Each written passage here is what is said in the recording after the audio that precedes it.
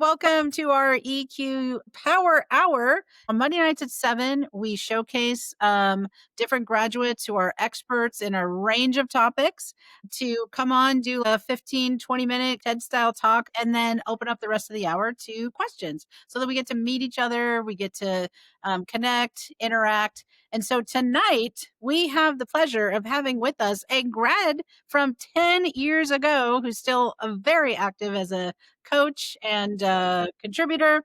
Ravi Chatterjee is LV153 from 2015. And he and his wife, Julie, who is LV157, are the owners of two amazing companies. One is called ABC Design, and that stands for Another Brilliant Cabinet Design. And the other company is Closets USA.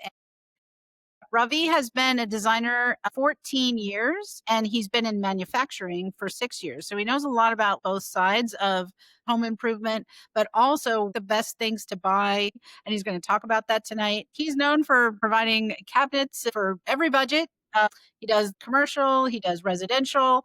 And he's very proud to say that he has high-end products for IKEA pricing, and he's been very successful in how he's scaled his business over the years. So we thought it'd be really fun tonight to have him on to share about what he does, what his tips are, and then we can all ask questions. So, Ravi, welcome to the EQU Power Hour. Thank you so much, Corinne, Robin, for having me on here tonight. Very excited to share with you guys what gets me passionate and moving every day, and it is cabinetry.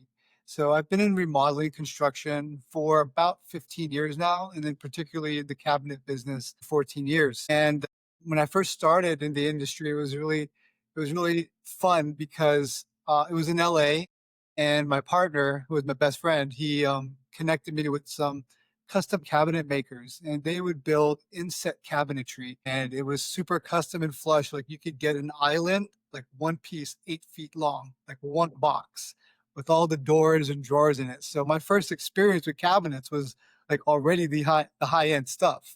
And so I didn't know about like prefabricated cabinets and, cabinets off the shelf until like maybe a year or two down the line. And it was because of budget, like not everyone had the budget to build a custom kitchen, and they needed other solutions. And so, especially in LA, there's a lot of warehouses where people are sourcing, prefabricated cabinets, mostly from Asia.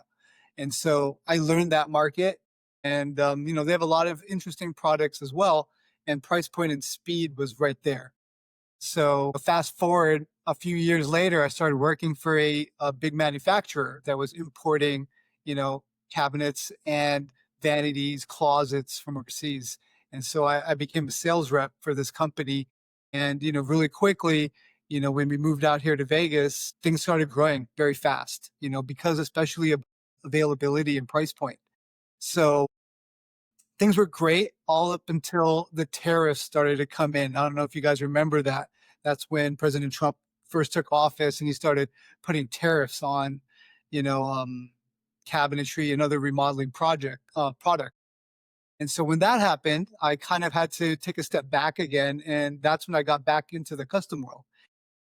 I just had opened up my shop, my first location, and had a partner. We were so gung ho, and COVID happened, you know?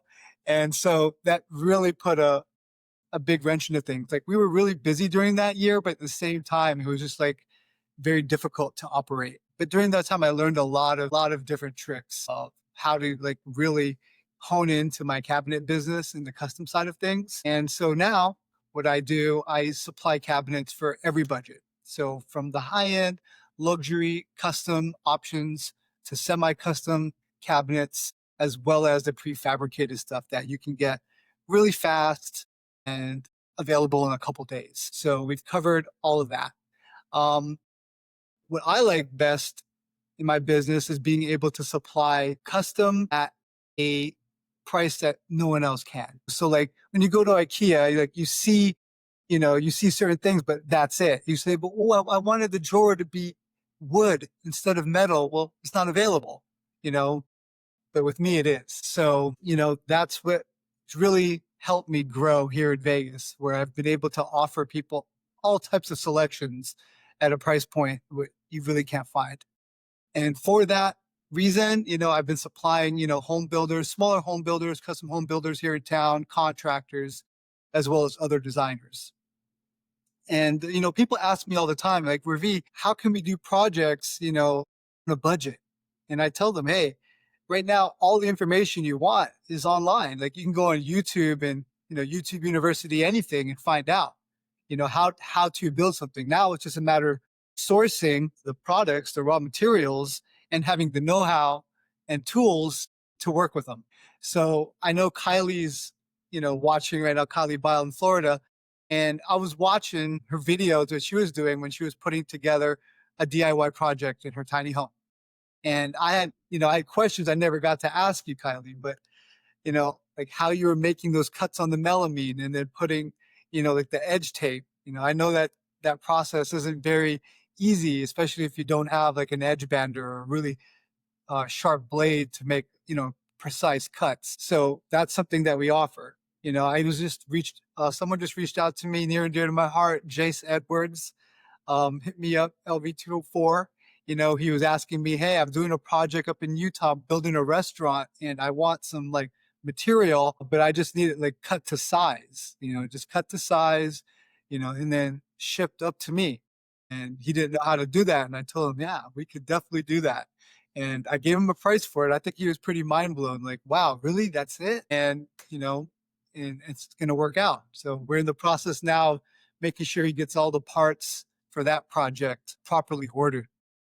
So, you know, when people are doing DIY projects these days, it's either they're doing a remodel or it's a new construction. Now in Vegas, there's so much new construction happening where people get into a brand new home and, they're not going to want to redo their kitchen. It's already done. But there might be other areas in their house that, they didn't get the option from the builder to put in, like entertainment centers, niches that are in like walls in the hallway, like mudroom cabinets. As soon as you come in a garage, usually there's like a little mudroom where the laundry is, where people take off their shoes. That's a really cool project. And then for decorating, slats are a big thing right now. People are putting slat walls up for decoration. And so I'm able to offer a lot of these products and even stuff that's better than what people find, at like Home Depot, Lowe's, IKEA. So it is really exciting. And I love helping people, create their dream spaces. I believe in 2025, people get to live like how they want to live, be intentional and have the space decked out the way that you want, that represents you. And so that's what really gets me fired up every day. Beautiful work, Rob. Hey, thanks, Robin. What are some of the trends that you're seeing out there? Definitely storage solutions would be, people are doing those mudroom solutions. People closets is a big thing right now. Having a custom closet organizer, really maximizing your space so you can organize your life correctly. Home offices has been a big thing for since COVID, really, and it's still trending. Definitely really hot. People are doing all types of beautiful home offices. Floating shelves have been a big thing as well. People put floating shelves up with lighting everywhere, actually. As you can see in my kitchen, under cabinet lighting, lighting in shelves, toe kick lighting everywhere. Basically, that's what people want. We wanted to do that under cabinet lighting like that. Like, what's the best type of product we'd be looking for? There's like, is Like it easy LED, to install like ourselves? yeah, it is easy to install. Like a lot of these LED lights are plugged into an outlet and have a transformer, and then it takes it down to 12 or 24 volt, and then it connects to a strip light. Most of the time it's a strip light. You can, adhere that to the bottom of cabinets, or if you want to have a more flush custom look, you can router out, the cabinet's bottom and then put them in a channel so everything looks really clean. So that's the right way to do the lighting. And what do you think adds the most value? I mean, you do kitchens, you do floors. I know you know about bathrooms, like all that kind of stuff. Like, what adds the most value to your house? Well, I would say for sure the kitchen because, when the house is empty, that's what people see. They see the flooring, the kitchen, and the bathrooms. That's the stuff that's really selling the house. And, a kitchen is the heart of the home. I truly believe that. And so having a really nice kitchen will definitely up the value of the home. Now, doing a kitchen project DIY, that's a little bit difficult. I've talked to some people who've tried that in the past. And, it is a big undertaking to do a whole kitchen. There's a lot of different elements of cabinets, countertops, backsplash material, lighting, faucets, fixtures, appliances, paint, you name it. It's all in a kitchen. So that's a project where, people tell me, like, I don't really have much construction experience, but I want to redo my kitchen. I'm like, hold on, take a breath. Let's start at step one. It's a big undertaking. But the other projects, very easy, like I mentioned, like the mud room or slat walls or floating shelves. This is stuff that, you know, someone with basic knowledge of, power tools can do. Yeah. Now, is that like slat wall that you have up top there? Is that what that Kind is? of. I Okay. had this process in my kitchen, and so, like, when we did our remodel last year, like, I didn't know what to do with that section, and so, like, I just came up with it on the fly, and, my wife was, like, really unsure about it. She's like, "I don't know, it may look really dark with all that black and the dark wood," but I just said, "You know what? Let's go for it. If not, we could take it down," and after we put it up the first day, she loved it. I love Yeah. it. I love it. Yeah. What would you say are like some of the easiest, fastest things that we can do to just like upgrade and have like a home office, a work office, like kind of go to the next level? So I had a client who recently reached out to me again. We did some projects in her house earlier this year, and she hit me up and she was like, "Ravi, I want to do my dining room, and I want to put like panels and moldings and make it look really traditional, like how it was back east where she grew up." And I said, "Well, you got any inspiration pictures you could send?" So she sent me some, and then she drew, like she took a picture of that area, and then she just used her like iPhone and scribbled stuff that she wanted, and well, I just took her picture, I uploaded it to Chat GPT, and I said, "Hey, add this features, moldings, crown, stair rail, and all that." And Chat GPT gave me a rendering like immediately. So like sent that back to her. She's like, "Yes, that's the idea." So with AI now, you can do stuff like in the past, I would have to take that measurement, go to my computer and draw it up on CAD, to kind of give people a visual, where now it was just so quick. Someone could just take their phone, take a picture of the space, and AI will design it for you. Which is really cool. Then once AI designs it, where should the average person be looking for like, the materials, the stuff like, want to do the lighting, like where are some of the best places you think to find those products? Well, Amazon has basically everything, but they don't have, like certain specialty stuff unless you know what you're looking for and you type in those certain keywords or the brands, then you'll find it. But if you just type in like, oh, under cabinet lighting, you're going to see a whole bunch of options pop up, and like if you knew a brand like Tresco, for instance, you typed in like Tresco, then you're going to those options. Yes. And so, like, there's definitely certain products that I've learned through the years that can be used in different applications or way better quality for just a little bit more, a few more dollars, and you're getting something so much better. When, the general public, they don't know to get that information. Yeah. I don't know if it's Arthur Suzuki or Arthur Kleinfelder, but he says, just call Ravi to get it hooked up. Oh, it's Kleinfelder. There. I love it. I love it. That's true. That is true. Yes. Good to see you. Yeah, so chat, what questions would you have? What projects are you up to? What questions would you have for Ravi? Um, that are things that you're up to. And I just checked, we're also live on Facebook, which is kind of fun. It looks cool on there. What do you do? Just go look at Facebook? Yeah, I just like pulled up Facebook and it's like the live feed right there. It's just kind of cool. Yeah. Arthur, Kylie, what are you working on in the Orlando lakefront community these days? Jen, oh, hold on. Jen Ben's on here. Hi, Jen Ben. What's up, Jen? She looked like she did her like house. We went and visited it the other day, and it's pretty amazing.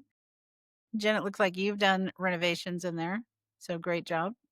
Yeah. Yeah, where also do you get your, like, inspiration? Like, do people come to you with Pinterest stuff? Um, Yes. Pinterest always been a big thing. Also, people use a site called Houzz, Houzz, and there's an app. You go houzz.com, and it's been a great source for people to get inspiration. I can't tell you how many nights I've been on my iPad, laying in bed before I go to bed, and I'm scrolling on Houzz, just looking at some cool things. Definitely a place for me to get inspiration as well. Yeah, I love house, Ravi. Yeah. It's yeah. really transformed from, not only just a place to get inspiration, but where you can also source, finding, people to do work for you. People find contractors on house.com and they get vetted by House. And years ago, when I was still doing a lot of remodeling, especially in LA, we were on House and Yelp. That was really big for our business back then. Nice. Yeah, Jen said she would always hire someone for a big project. That's probably true. Yeah, at what point do you think, like, it's beyond what we could do? Like, I love to watch a good YouTube video and then, fix my disposal or put in a new piece of tile or something. Like, it makes me feel so accomplished. But, like, at what point do you think, like, there's something like we know we should call an expert? For me, it's when you can risk getting hurt. If you're climbing somewhere that's high enough where you can fall and get hurt, that's one. Second one is using power tools that you're not familiar with, chop saws, jigsaws, and any type of, blade that's beyond just an impact or a drill. So That's beyond that, maybe you want to consider it if that's not your forte. Okay, beautiful. Now we got some questions I'll put up there for you. So I never realized you sell custom cut product, Revy. My next house item I need is floor trim molding. So for Kylie, where's a good place to source trim molding? Trim Floor trim molding, baseboards, or are you talking about some other type of trim? baseboard, she says. Baseboards. I don't know what kind of places you guys have out there in Florida, but here in Vegas, you have Superior Molding. Avanti, is also a really good place that gives a better price than going to your typical Home Depot or Lowe's. But, those places are great too. I know contractors who buy all their trim at Home Depot and Lowe's. What are the things that, like, if she's in Florida, like, what do you search for if you're looking for something that's not at a Home Depot? Like, what kind of uh business are you searching for that might offer something like that? Maybe like a panel manufacturer that offers parts cut to size. Again, bringing up the thing with Jace Edwards, he's doing a restaurant and he's building these banquet seatings. And, he was asking me for tips like, hey, Ravi, how do I do it? And I said, well, seating height's typically 18 inches. And then you have maybe at least, 20 inches of like seating space where your butt is. But, the height off the ground, typical 18, add a couple inches for a cushion if you're going to do that. And, so I basically told him, you can just frame that out and then use another material to wrap that to make it look any way you want. And so, those kind of products, which are a melamine product, I cut those to size, I edge band them so it's all finished. Then I can shrink wrap it, palletize it, and send it, you know. So that's something that I can do actually nationwide. Our manufacturer in Florida is in Miami Lakes, and they manufacture panels for us, and so I can use them to cut parts and send anywhere in Florida. I've actually done that before for a family friend. I love it. Let's see. We got a bunch of questions here. So from Arthur, let me show this one. What makes IKEA not great quality? And I'll add to that, like, what do you recommend? Like, are things that we should get at IKEA? Because why not? And then what are things that, maybe aren't worth the IKEA Great investment? question. So, IKEA, like we have some stuff from IKEA as well that we use in our home. Most of the times to put those together, you're using cam blocks and some screws that have been pre-drilled. And those are fine, but they're not going to be like as sturdy as some of the cabinets that we build. Like maybe they're going to use like material with a 1/4 inch back on it. So, it could be a little bit more flimsy versus if you use 3/4 inch material throughout the whole build of a box, then it's stronger, right? Putting a solid top on it, a solid bottom, it makes the cabinet stronger. And so I've seen like how IKEA makes their kitchen cabinets, for instance. They'll use half-inch material on the sides and the bottom, but then the back material will be only a quarter inch. And then on the front that holds the two side panels together, they'll use like a metal stretcher, like a metal rod that stabilizes the cabinet. So, it looks great, but if you knock that cabinet, or if it falls, it could definitely break it easily. And especially being that it is melamine, and melamine is a standard. Even in custom cabinets, people use melamine boxes to build cabinets, but it's not as strong as, say, plywood. The way a screw goes through plywood, it just holds better. So we can build out of plywood melamine people want. Nice. All right, we got a question from Brandon. This is a great one. Can repainting cabinets and hardware increase home value instead of completely replacing them? Is that worth that? Is that something that you do? I think that's a phenomenal question. I've considered that too. And then what's involved? Do you just like sand it? Do you just paint it? Like what? Tell us about repainting cabinets for a fresh look. Brandon was asking about repainting cabinets and putting new hardware on. Is that like a good solution versus completely replacing them? And if you do decide to, just paint them, like what's involved? Like, do they have to be sanded? Is that something somebody could do themselves? Do you need to hire somebody? Tell us a little bit about painting cabinets. So first off, yes, repainting your cabinets to make them look more up to date is something that will definitely add value to your home. It is a lot of work to do it because to properly you take all the doors and the drawer fronts off. You take them preferably to another location where you sand those all down because it's going to make a lot of dust. And then you have the paint process. You primer it. If anything's cracked, you can fill it, Bondo, sand it again, prime it, and then paint them. And then what's left in the house, you'll have your countertops and all the frames of your cabinets. Well, all that stuff needs to get sanded down as well. So that gets sanded on site. It does make a lot of dust, making sure everything's plasticed off in that area, have proper ventilation, and then you have to paint, those existing cabinets in the home there. But yeah, it definitely works. When I first started, I did a lot of that refinishing, but that's something I currently don't do anymore just because it does take a lot of work. And my guys, we invested in machinery where we make new stuff. So that's something we don't do anymore. But I have a lot of people here locally that I work with that I can refer that still do that kind of work here in Las Vegas. Beautiful. Yeah. Kylie had a question related to that too. Do you have any tips for painting wooden cabinets? Yeah, make sure that if you wanna paint it and you don't wanna see any grain, you gotta sand it really well. You wanna make sure you sand it really well, and then use a primer that's gonna be the same color as the paint. So if you're gonna go with a black cabinet, you don't wanna use a white primer when you paint the black. Great point. All right, we got a question from Julie. Can you drop ship cabinets for the DIYers? And also, what does it take to install a kitchen? Okay, so yes, we can drop ship cabinets anywhere nationwide, including Hawaii. So we can send cabinets nationwide, and they would be either custom, semi-custom, or prefabricated. Now, the prefabricated stuff, the warehouses that I work with, they're situated all over the states. And so, like, say if someone orders from Texas, their cabinets would be shipping either from Texas or from Atlanta, Georgia. Kylie was ordering cabinets from Florida, they would ship from Florida. There's a warehouse in Florida. So, um, going back to the question, what does it take to install a kitchen? Knowledge. There's a lot of knowledge you need. Like I said, a kitchen is a big endeavor, especially the bigger the kitchen. It's a lot of work. There's a lot of components that are going, a lot of moving pieces to get a kitchen done right.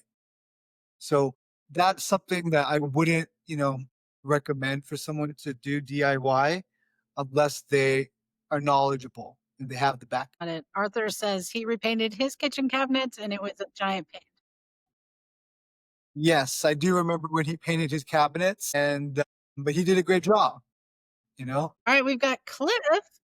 Hold on. Cliff's got a great question. Cliff, if you don't want to change the cabinet configuration, can you replace the doors and hardware to upgrade? yeah, definitely. That's another thing that people do to change the look of their kitchen is replace, hardware like handles and knobs. A lot of kitchen cabinets don't even, people get into a home. So a lot of times they don't even have handles on the drawers or knobs on the doors or vice versa.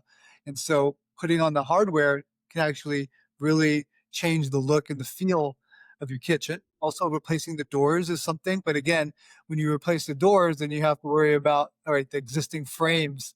Do they need to get painted to match the new doors?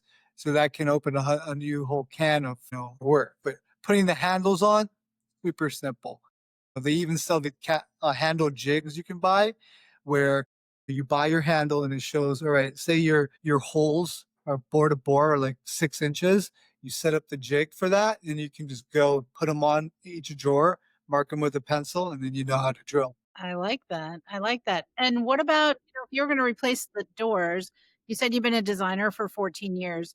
What do you think of like the cabinets that have the see-through, like their window, their glass? Are those like a good idea, or does that cause you too much hassle to try and keep everything nice and neat? Glass door cabinets in the kitchen, but you better be neat because you can see everything. But there are other glass options that people use, like opaque glass or reeded glass or shattered glass, that still kind of provides some, cover for what's behind the doors. But I love open face cabinets. I think they look really cool. And yeah, it's that's definitely an option to make the kitchen feel more open. Must, you know? I think Jeremy really has a really great question. So, if you were going to get started as a DIYer, what are some of the necessary tools that you should purchase and invest in to be able to do more stuff around your house? Perfect question, Jay Z. First, my favorite tool is a tape measure. Having a good tape measure is very important. Having a good drill set, your impact, a level. I think very important to have a level. See here, here at home, we do home projects. Julie, my wife, does home projects. We have a chop saw and we have a circular saw that we use and a jigsaw. So those are some tools that we have here at the house. When it comes to having a table saw, like we have a table saw at the shop, so I didn't want to have one here at the house. But a lot of people have table saws for DIY projects. I thought it was too much for our home, but I think that's a great setup for people to have those items. And why don't you give us some details? So, like, Okay, so like a chop saw could be used for, cutting moldings, making 45 cuts on a molding, a circular saw, or just cutting panels. We were cutting shelves for our pantry. Actually, Julie did earlier this year, she did a pantry project and she insisted to do it by herself. And she did a great job. It's way more functional than it was before. And so we just bought, sheet goods of plywood and melamine. And Julie set up some sawhorses, and with her circular saw and a pencil, she just marked what she needed, measured, and she made those cuts in our driveway. Jay Z had another question. What type of countertop material do you recommend that's durable and cost effective? Okay. So material now for countertops that people are using is typically quartz or a glass stone material that is similar to quartz. These products are very affordable, and you can get like a prefabricated piece of quartz for about $300, and that would be 9 feet long, and it's like 26 inches, and it already has an edge on the front long piece and one side. And you can typically find these place pieces even at like Floor and Decor, for like I said, around $300. So I think that countertop material available now that's affordable. People still use stuff like Formica to do countertops, but for a few $100 more, you could get like an actual stone countertop.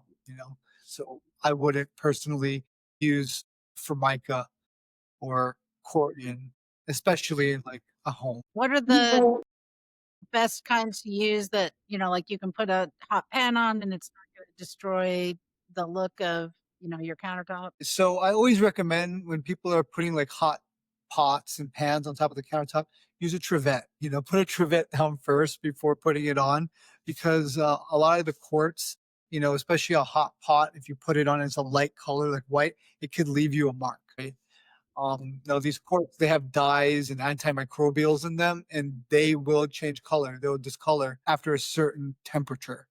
So I always recommend putting a trivet down, trivet, to help. However, natural stones like such as granite and quartzite, which is actually stronger than granite, these stones are known for, especially the darker colors, for being able to put whatever pot directly on top. Actually, a couple weeks ago, I was in Dallas attending a training at Middleby Residential. And Middleby is like the biggest company you never heard of. They manufacture appliances such as, like Viking ranges, Aga ranges. We did a cooking demonstration where they took a stock pot off of the stove and put it right on top of the granite. I was like, "Hey, are you sure you want to do that?" And the chef's like, "Yeah, yeah, we do it all the time." And sure as hell, I looked at it, there was no problem. So the natural stones are, I feel like they're my favorite. They are more costly going with like a granite or a quartzite slab, but I personally love natural stone, and they're definitely stronger material than quartz, than the man-made stone. Beautiful. All right. Artie, also out in Florida, do you provide conceptual design services? If an architect provides you a kitchen floor plan, you design the layout and provide evaluations to facilitate the design like an interior designer would, except you know exactly how things go together and how things will look and fit. Most definitely, Artie. Yes, this is something that I do all the time, working with architects and using a floor plan, and then get inspiration pictures from either the builder contractor, even the homeowner that's building the home. And then I create those renderings, floor plans, and elevations for the cabinetry. Yes, I do. I definitely do that. Nice. Danielle has a question. Do you remodel bathrooms and vanities? So I do make vanities. I don't do any remodeling anymore, like the actual work. Our company doesn't do like GC work anymore, but we manufacture the vanities for those projects. And I've done a lot of bathroom projects in my life. Actually, I've done more bathrooms than kitchens. A bathroom project, again, that's something that if you're doing DIY bathroom renovation, better have some backup. There's a lot that goes into a bathroom remodel, just like a kitchen. Replace Artie said that you're going to make him look good since you can do all those different types of things. Oh, and Artie says his master bath is gutted right now ooh, here we go. and he needs an 8-foot vanity. I know someone who can do that for you Yeah. in Florida, and send it right from Florida, from Miami Lakes. Learn- Awesome. We did get another question. Bidets are becoming more popular. So, do you recommend bidets for bathroom remodels these days? Yes. So one of my signature things to do when doing a bathroom remodel is get the electrician to put an outlet behind the toilet, right? Just in case. Now, some people are like, yeah, I can't do all that jazz. That's too much. Well, let's put a night light back there for now until you change your mind, you know? So Yeah. I always recommend, yes, put an outlet behind the toilet for me because of a bidet. But if not, there's an outlet there for a light. Or nowadays you plug your phone charger in there. People are on their toilet like they're on their throne, in their office, their second office. Yes. Artie has a great new idea for a live, probably like a YouTube show. Ravi needs to do a live demo, building a kitchen island with cooktop and then friggin' cooking on it for a YouTube show. That would be fun. Yeah, that does sound cool. Artie, when can I get you out here to Vegas so you can be my sous chef? I love it. I love it. But That's yes, great. Karine, that's how I actually got started in this industry was, when I got out the Navy, I immediately used my GI Bill and I went to culinary school in LA and Pasadena at Le Cordon Bleu. And while I was going to school full time, 5 days a week, from 6 at night to 10 at night, Monday to Friday, and during the day, I was working for my best friend who was a general contractor in LA. And he had just built a kitchen and bath showroom the year that I exited the Navy. And so I was, his first like sales guy. And, I had no experience. I was straight out of the submarine. And he was like, Ravi, I'm going to train you how to do, kitchens. And we're going to make a lot of money. And, That's how it began. And I was going to school at night and then working during the day. And what I was noticing was I was liking doing the construction more than the cooking, like for work wise. But I love cooking. But like when I was working at a restaurant in LA, I was like, ah, this is terrible. Like I was always in the freezer. I was cutting meat, for 8 hours a day. And I was like, I don't know if I can do this. So, that's kind of how I shifted from cooking to kitchens. And don't get me wrong, I love to cook. It's definitely my passion. But I just like to do it, for friends and family instead of for work. I love that. And you and Julie have also scaled some businesses. What tips would you have for anyone who's started a business and is getting kicked off as an entrepreneur? What are some of the lessons or best practices that you'd have to offer anybody who's starting a business, scaling it? Well, I was saying in the beginning, there was a lot of trial and error. I put in a lot of hours. For me, what really worked the most was that I just loved finding solutions for people. Like I was committed to, leaving people and places better than when I found them, no matter what it took. Because I had, a creative, although I've always been creative, but that toppled with, or I knew what I could do with this space and people trusted me, with their money and their time to put things together.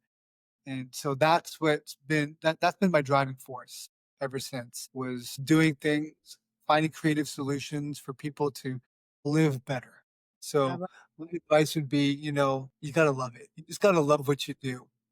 There's going to be days that are hard. There's going to be challenges. And the only way that I've been able to get through it is just knowing that at the end of the day, I'm going to do what's right. Right. I'm going to do what's right. And I'm in service. The cabinet business has just been a way for me to serve more people. What's great about you, Rob, is that you love to cook. You're a chef. And you cook all these meals for all of us for events and birthdays and all the things we do. And now you have the kitchen expertise to show people what to have so they can cook like you. Or I go to some homes and I'm like, man, like, where do you put stuff away? There isn't enough storage, and even brand new houses. I see a lot of brand new houses I walk into, they're getting built. And I'm wondering, like, where are people going to put away their stuff? Yeah. Maybe let's see. We got more from Artie. He needs you at next year's home show in Miami. Do a demo showcasing your cabinetry and cooking skills. And he knows the owner of the show, and he does podcasts too. And we'll video you at the show and promote the business. Hey, if you invite me, Artie, I'll be there. Send me the invite. I'm coming. Yes, he says from Vegas to Miami and beyond. Thank you. Yeah, I would love to come. Just shoot me the dates, Artie. I'll be there. You are also getting a shout out from Danielle, who says that you have come to her house on a Sunday to fix something, and you are all heart. You're welcome, Danielle. You were at my house at some odd hour of the day because mine couldn't even begin to reach the ceiling. When I'm talking to someone on the phone, I hear beep. I'm like, what? How can you live? How can you be like that? Come on, man. And then sometimes I talk to people, they don't even realize it. So I'm like, what? You did What that was with me once. Happening downstairs, and you're like, your fire alarm's going. I'm like, no, it's not. And you're like, no, pause for a second. Sure.